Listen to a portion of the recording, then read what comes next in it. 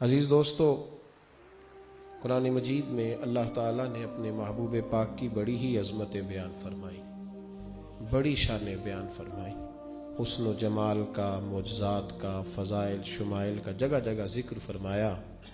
جب حضور علیہ الصلاۃ والسلام کی عادات کو اللہ نے بیان کیا تو فرمایا وَإِنَّكَ لَعَلَىٰ خُلُقٍ عَظِيمٍ، اے محبوب بے شک آپ خلق عظیم کے مالک، بہت بڑا اخلاق ہے نبی کریم کا، بہت بڑا۔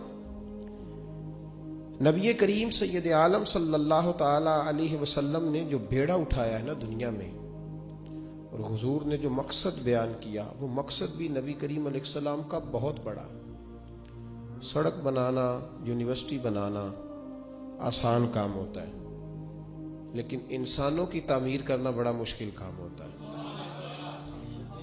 یونیورسٹی بنا دی جائے لیکن یونیورسٹی میں پڑھنے والا نوجوان ہی اگر نشہ کرنے لگ جائے تو پھر وہ ماں روئے گی کہ میں نے تو بیٹا دیا تھا تعلیم کے لیے، تو یہ میرا بیٹا کیا بن گیا۔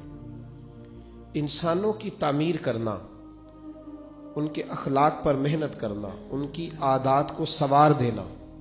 نبی کریم علیہ السلام نے فرمایا میں اخلاق کی تکمیل کر دوں گا، میں دنیا میں وہ چیز لے کے آیا ہوں جو تمہارے کردار کو، عمل کو، اخلاق کو، تمہاری عادتوں کو بدل کے رکھ دے گی۔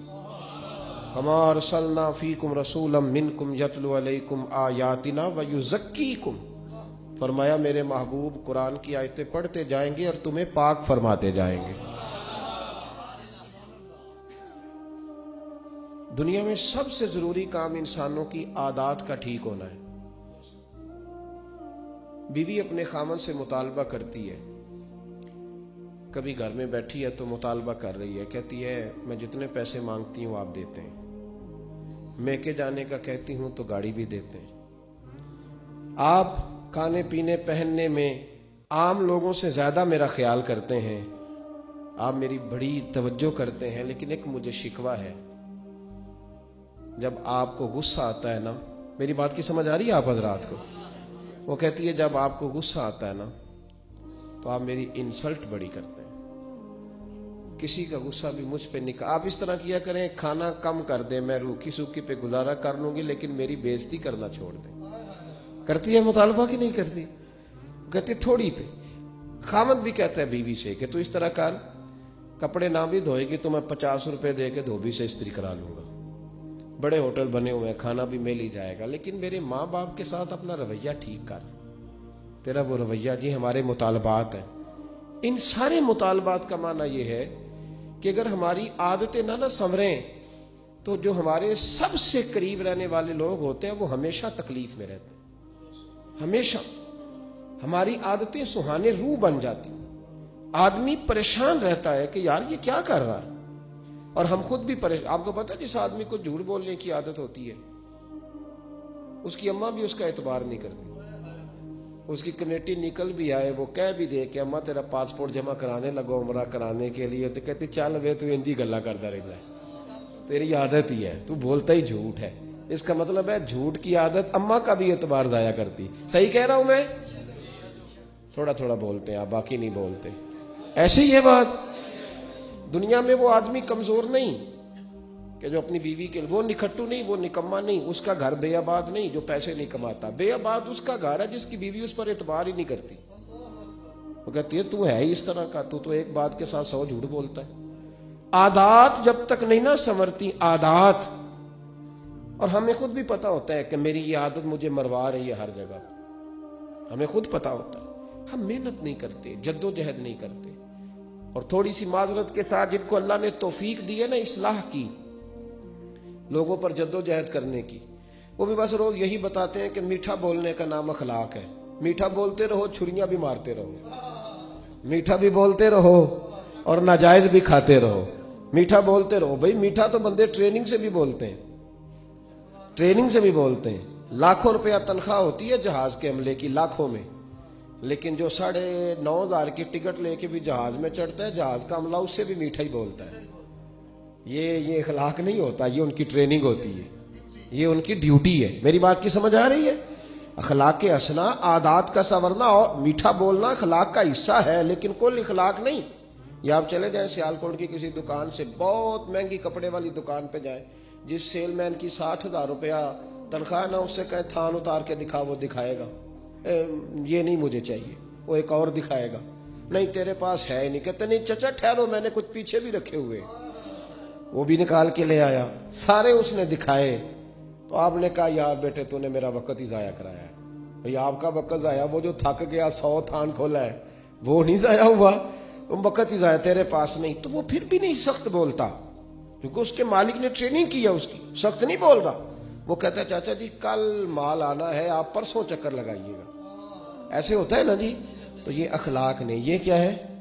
یہ ٹریننگ ہے، یہ میٹھا بول کے لوگوں کو قابو کر رہے ہیں۔ اخلاق اور ہے، اخلاق کیا ہے؟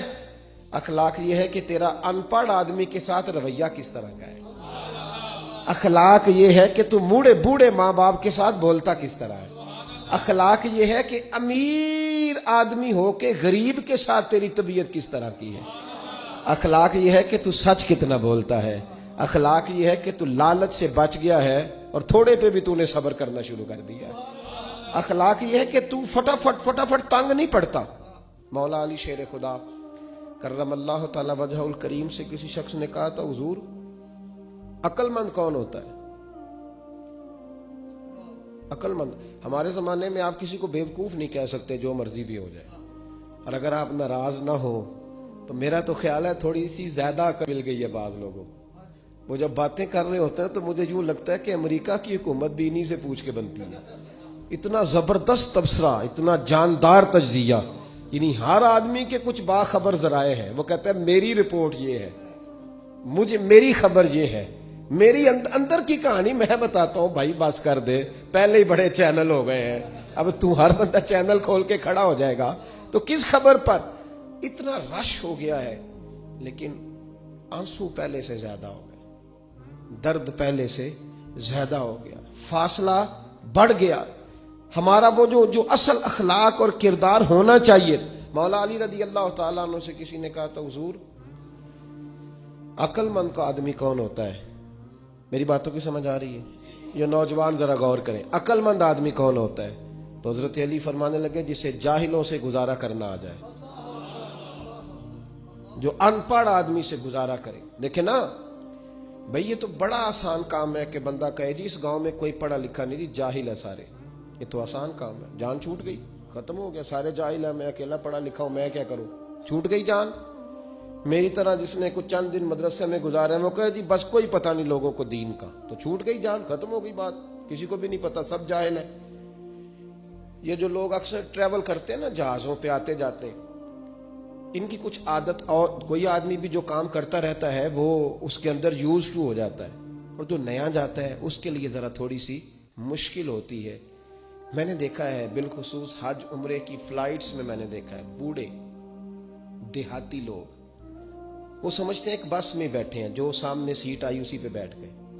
اب ایک پڑھا لکھا نوجوانوں سے پتا ہے یہ چاچا میرے محلے کا ہے، اس کو پتا ہے یہ میرے علاقے کا ہے، اور اس کو نہیں پتا کہ میرا سیٹ نمبر کیا ہے، اس کو نہیں پتا بیلٹ کیسے باندھنا ہے، اس کو نہیں پتا اس میں کیسے سواری کر۔ اب وہ دور رہ کے مذاق کر رہا ہے، کہتا دیکھو جی ہمارا گاؤں سارا ان پڑھوں کا ہے، جاہل ہے۔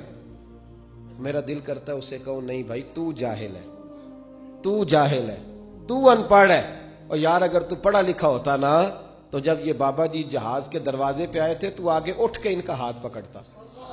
اگر تو تعلیم یافتہ ہوتا تو ان کا بازو تھام کے لاتا اور لا کر کے تو انہیں سیٹ نمبر دے کے ان کی سیٹ پر بٹھاتا، اور پھر تو انہیں پانی کا گلاس دیتا، پھر تو اپنے ہاتھوں سے ان کا بیلٹ باندھتا، اور پھر تو ان کو کہتا چاچا جی وہ اس سیٹ پہ میں بیٹھا ہوں، ضرورت پڑی تو آواز دے لینا، میں پھر حاضر ہو جاؤں گا۔ یہ تو تھا تیرا پڑھا لکھا ہونا، یہ تو تھا تیرا تعلیم یافتہ ہونا، لیکن جاہل کہہ کے، ان پڑھ کہہ کے، یہ تو جان چھڑانے والی بات ہے۔